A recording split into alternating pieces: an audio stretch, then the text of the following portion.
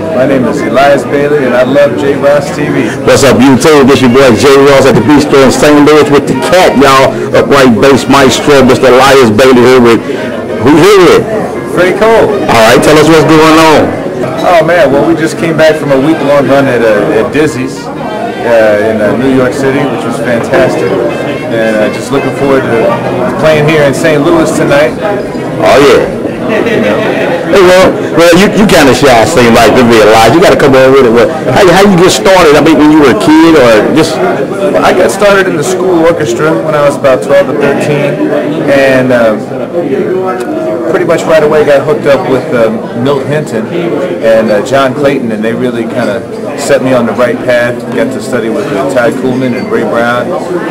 Ray Brown changed my life because I just wanted to play classical music, and once I heard Ray Brown, I never looked back. You know, I still studied classically, but Ray was it. You know, still is for me. What would be some of your recommendations for guys, you know, that you mentor or you try to teach? What should they look for in the jazz world, especially with upright beats you call a double bass?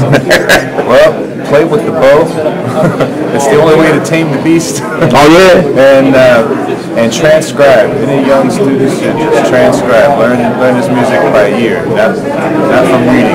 Not to read, but right. Okay. Now, why is that though, in your experience?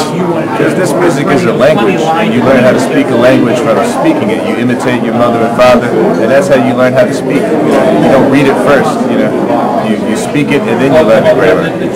Oh yeah. So for just say a young guy coming up, he pick up the bass for the first time. You're saying when he should go in the basement and listen to a lot of songs and transcribe them out? Oh yeah.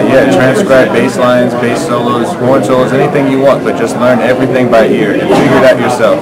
Don't buy a book that does it for you. Yeah, so what's some of the vigors of being on the road? You know, just being out of touring, going out of overseas, and that's a whole nother trip, because sometimes you wake up every day at 5 in the morning and you got to take 2 planes and 2 buses and then go play a job, and you have to be on, because you know, if you're not on, they'll find somebody else to play the gig. There's no loyalty. You just have to be on it, and that's a whole other thing, to learn how to play with no sleep and no food. Oh yeah. And it's great, and that's something that Freddy Cole is a master of. I mean, he's pushing 80 years old, and he is a trooper. First one up in the morning, last one in bed. I know a lot of people gonna call and ask me, what did he mean by when he said there's no loyalty in the game? You know, you have to play. You know, you just have to play. It's not like a job where you're hired and if you can only have but a few off nights. You really have to play. You have to bring something to the table musically, or they'll find someone else who can do it. You know? Just a cutthroat business. It definitely is. Man. So, okay, one more question about traveling and all that. Pay. When guys get paid, do they do direct deposit? Because I know a lot of gospel musicians broke. So I was wondering, is it the same thing in the higher echelon of the jazz world? You know, the pay depends on who you work for and where you're working. You know, normally you're not going to get as much for a club as you would for a concert, but you put it all together, and you know, it's possible.